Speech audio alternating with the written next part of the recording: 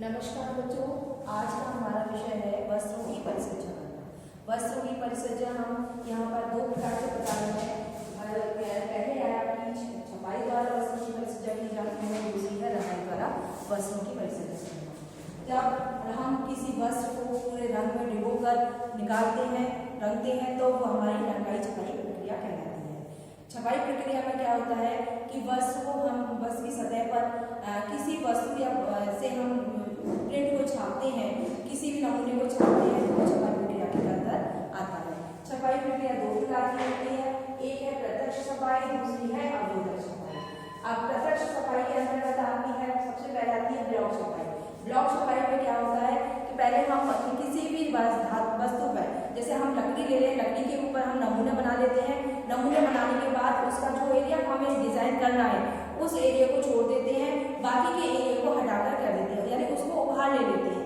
उभार लेकर के फिर वस्त्र की सतह पर रंग लगाकर उस पर छपाई की जाती है। इसलिए जिस प्रकार की हमें डिजाइन बनानी है उस प्रकार की डिजाइन हम उस पर छाप लेते हैं। दूसरी आती है आपकी द्विपक्षीय छपाई।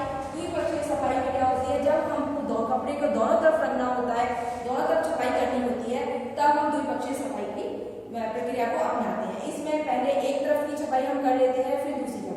इस द्विपक्षीय छपाई को हम रोलर प्रक्रिया के द्वारा भी कर सकते हैं कि कपड़े के बीच में से होकर के उसको निकाल देते हैं, तो दोनों तरफ से हमारी छपाई हो जाती है।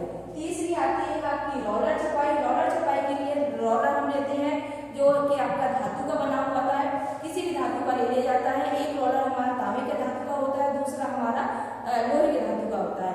एक बार हम वस्त्र के जो है डिजाइन बना लेते हैं, क्या नाम है आपकी, जो भी हमें नमूना बनाना है उस नमूने को हम उसमें ट्रेस कर लेते हैं, ट्रेस करके उस नमूने को उभार देते हैं। फिर दोनों रोलरों के बीच में से वो उस कपड़े को निकालते हैं, तो दोनों तरफ वो रंगाई छपाई प्रक्रिया, मतलब उस पर प्रिंट आपका छप करके आ जाता है।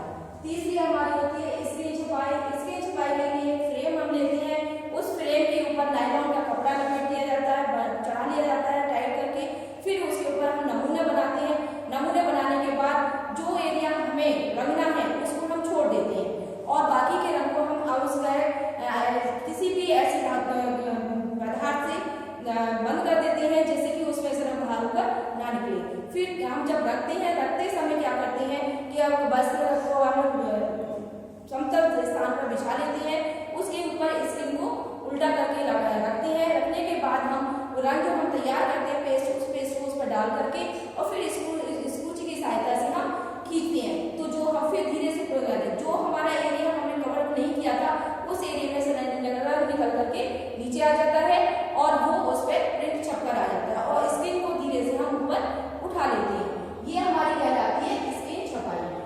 स्क्रीन छपाई महंगी पड़ती है क्योंकि इसमें जो हम फ्रेम बनाते हैं उसमें काफी पैसा लगता है। इस कारण इसको हम अपने इस कारण से हम इसका प्रयोग बहुत कम मात्रा में करते हैं। इसके आगे आती है ब्लॉक छपाई। ब्लॉक छपाई जो है वो मशीन द्वारा की जाती है, ये इसको हम अपने हाथ से नहीं कर सकते हैं। तीसरा आता है, इसके बाद आती है स्प्रे छपाई। स्प्रे छपाई के लिए हम पहले एक स्टेंसिल बना लेते हैं। स्टेंसिल बनाने के बाद उस पर हम ब्रश की सहायता से या स्प्रे की सहायता से हम जो भी हमें डिजाइन बनानी है उस पर हम कलरों से स्प्रे करते हैं। ये भी बहुत महंगी पड़ती